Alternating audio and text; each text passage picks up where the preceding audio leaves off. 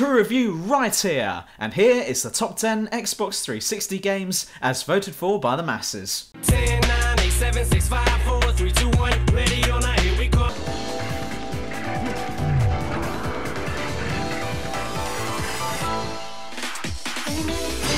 Bayonetta. Yeah, you know that we've got some good games coming up, when one of the most enjoyable hack and slash beat 'em ups is in at number 10. Bayonetta gets you playing as the girl whose name is in the title, battling angels with witches' powers, with weapons such as spears, swords, guns that strap to your heels, demonic summons, as well as demonic summons that are made out of your outfit, which happens to be made out of your hair.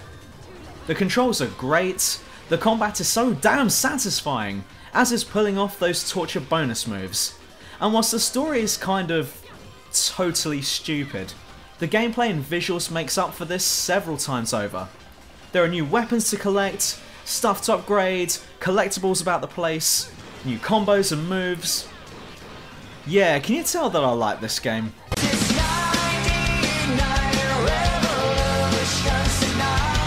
Oh, shut, man! I don't want to go head-to-head with Batman! Batman Arkham City.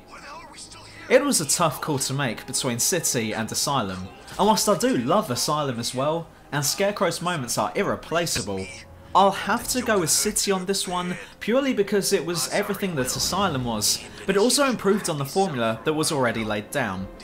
The landmass was bigger this time round, there were more gadgets to use, more collectibles and that. Much better boss battles this time round, and there were so many more Batman villains and characters that we'd all recognise that just makes this game great. And so does Harley Quinn, whose performance in this game was astounding. Not my favourite Batman character, but she is in this game.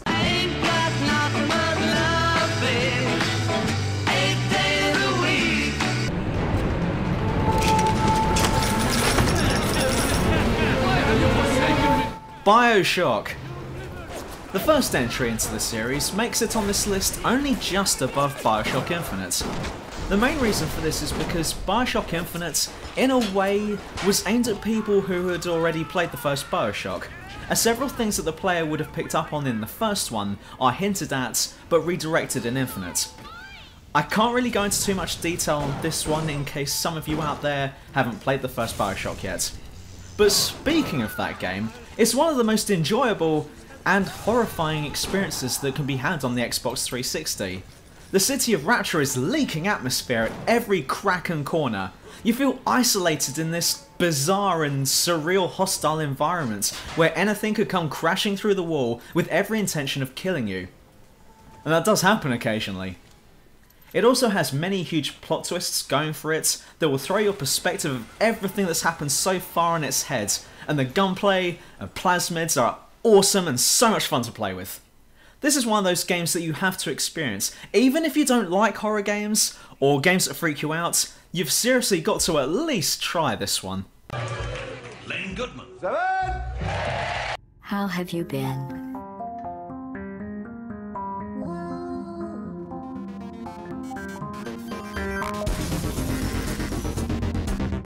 Portal 2! I loved Portal 1, but I did have a few issues with it. But Portal 2 is just... how would you describe this game? Okay, here's an exercise for you at home. Try to get yourself worked up over an awesome game that you just love, and want everyone else you know to love it too. And then make the first noise that feels natural to you. Well, that noise describes my feelings of Portal 2. It's got a lengthy and satisfying campaign, loads of great witty humour, good cast of characters, great logic puzzles, and an endgame boss that's as satisfying as the endgame boss in the first one, if not more so.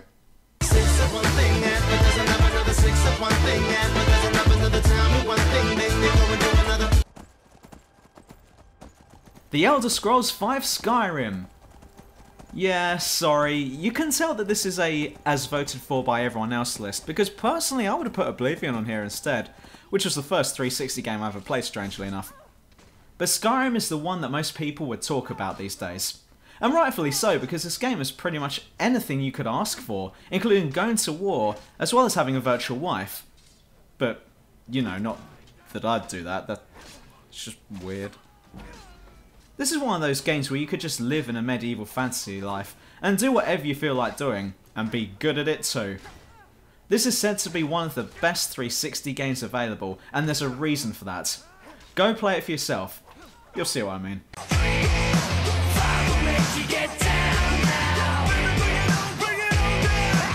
Crazy fool. Why do you always jump? One of these days you're gonna land on something as stubborn as you are. And I don't do Halo bits and 3. pieces. Right, admit it. Those of you who had an original Xbox only got a 360 just so that you could play Halo 3, wasn't Don't make it? a girl a promise. Hell, I'll hold my hands up and say that that's what I did anyway. I ended up getting Oblivion and BioShock for PC anyway, but Halo 3 was an Xbox 360 exclusive, so I had to go get one. Halo 3 wrapped up the acclaimed series nicely, until the new ones came out pretending to be all angst and such. The single player was as good as always, and we got our assault rifle back too. The multiplayer was as good, if not better, than Halo 2's awesome multiplayer, and just... yeah, this was a great launch title. Huh. A good launch title. That's an alien concept these days, isn't it?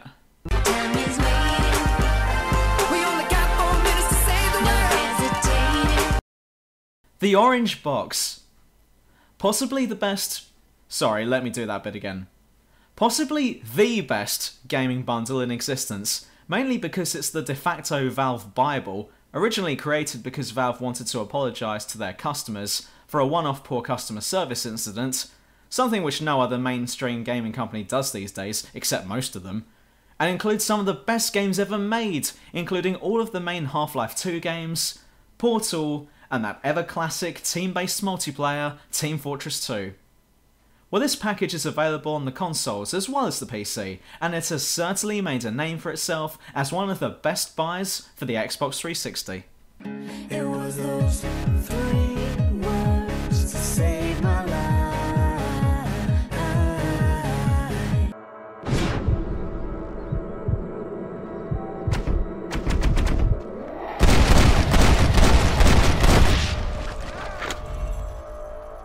Red Dead Redemption. Right, here's the deal with this one. If you played it, then you know how good it is. If you haven't played it, then go and play it. That's pretty much it for this entry. Because this game is that good.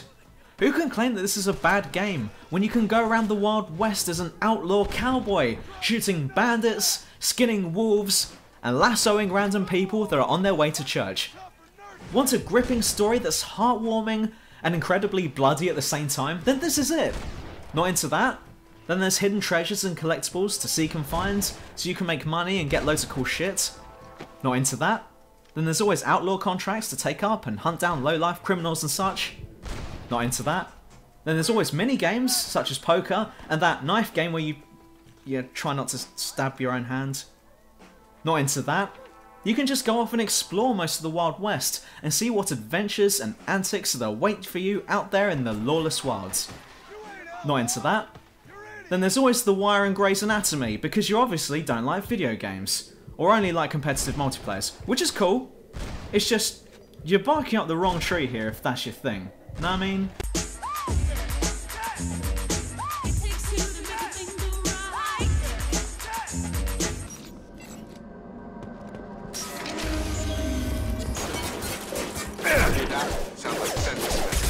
Mass Effect 2.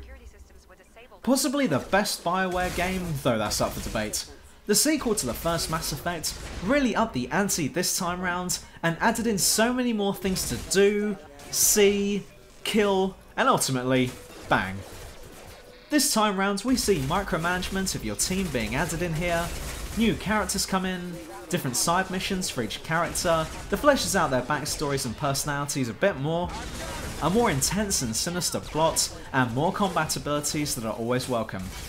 The Mass Effect universe comes alive much more in this one than in the previous game, and though Mass Effect 1 is also very good, number 2 just takes it to the next level and gives the player tons to do, a living, breathing world to explore and uncover, and a high replay value.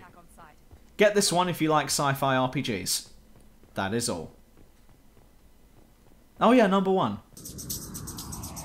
One more time, got me feeling so free. They are in shock. In devastation. GTA 5. And now to piss off most people watching this video. But come on guys, this one was voted for on average by most players. And you know what, I'm with them on this one. GTA 5 is frigging awesome. I can understand if someone doesn't like the franchise that much, or if open world sandbox games that involves unrealistic crime doesn't rock your boat, then fair is fair. But that doesn't mean that this is a bad game, and it's not. I can't recommend this game to anyone any more than I can. There is so much to do, so much to get and steal, so much to see, and so many hours can be spent just going around doing nothing that's even vaguely constructive, and you'll still have a whale of a time in Los Santos. Like I said, it's not just me saying all of these things. GTA 5 is one of the highest rated games on the Xbox 360, and it should feel proud to wear that crown. And now we're done, but if you're currently wearing a crown and would like to be all smug about it, then show us who's boss by liking and subscribing. Also leave a comment too, because that'll probably make someone else who's reading it angry. But remember that it's all opinions here, and nothing is gospel. Except for everything that I say, that's all law. Life is killing me. I swear sometimes I think this life is killing me. I swear sometimes I think this life is killing me.